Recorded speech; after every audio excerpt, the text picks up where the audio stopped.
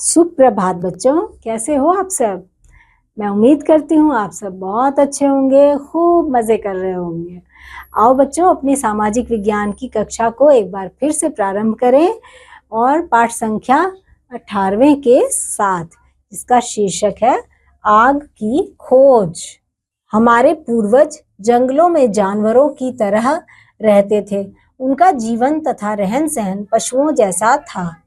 वह पशुओं के साथ ही रहते थे। आदि मानव अपने से ज्यादा शक्तिशाली पशुओं से भयभीत रहता था। वो क्या करता था बच्चों? आदि मानव जो था वो जंगल में रहता था और भयभीत रहता था, यानी डरा डरा रहता था वहां के जंगली जानवरों से, क्योंकि उसे कई जानवर ऐसे लगते थे कि मुझसे ज्यादा शक्तिशाली हैं। तथा वह पेड़ों पर रहता था और इसी डर के कारण वो पेड़ों पर चढ़कर रहा करते थे। वह जंगलों से अपना भोजन एकत्रित करता था। वह भोजन के रूप में कंद मूल फल और छोटे जंगली पशुओं को मारकर उनका कच्चा मांस खाता था। वह भोजन के रूप में पौधों की जड़ें भी खाता था। पौधों के जो जड़ होते हैं ना बच्चों, उसे भी वो कंद मूल जिसे कहते हैं, उसे भी वो खाया करते थे। शिकार के लिए वह लकड़ियों के डंडों और पत्थर का प्रयोग करता था। इन जड़ों को भूमि से बाहर निकालने के लिए उन्होंने पत्थरों को नुकीला बनाया। संभवतः यही उसके सबसे पहले औजार तथा हथियार थे। आदि मानव ने धीरे धीरे आवश्यकता के अनुसार अपने औजारों तथा हथियारों को विकसित किया। इनके प्रयोग से वह एक कुशल शिकारी बन गया था। आदि मानव ने इन नुकीले पत्थरों को डंडों के आगे बांधना प्रारंभ किया। उन्होंने क्या किया? डंडों के आगे उस नुकीले पत्थरों को औजार की तरह बांधना शुरू किया। इस प्रकार उसने प्रथम भाला बनाया।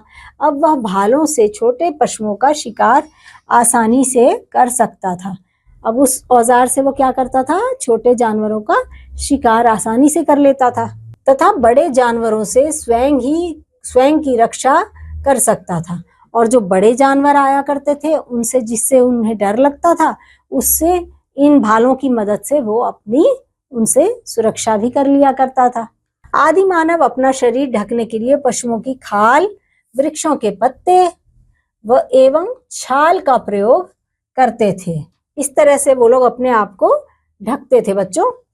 आदि मानव को आग का ज्ञान अचानक हो गया। उसने पत्थरों को तराशते समय चिंगारी देखी। ऐसे रगड़ खा के चिंगारी आती देखी।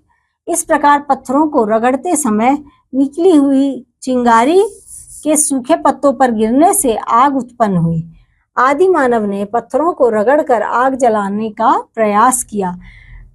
अब उन्होंने आग जलाना सीख लिया था।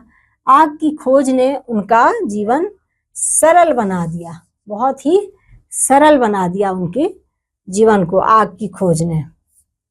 आदि मानव को भोजन पकाने का ज्ञान नहीं था। वह कच्चा मांस ही खाता था।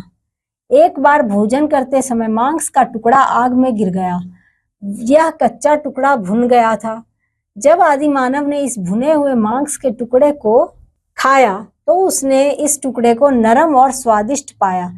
इस प्रकार आदि मानव ने खाना पकाना सीख लिया था। एक बार क्या हुआ बच्चों? आदि मानव के हाथ से गलती से ही एक मांस का टुकड़ा जाके आग में गिर गया। अब उसने उस मांस के टुकड़े को जब बाहर निकाला और उसको थोड़ा ठंडा करके खाया तो उसने देखा कि यह तो ज्यादा ही नरम भी हो गया है और इसका स्वाद भी बढ़ गया है। तब से उन लोगों ने मांस को पकाकर खाना शुरू कर दिया। आग की खोज के साथ आदि मानव के जीवन में बहुत परिवर्तन आया।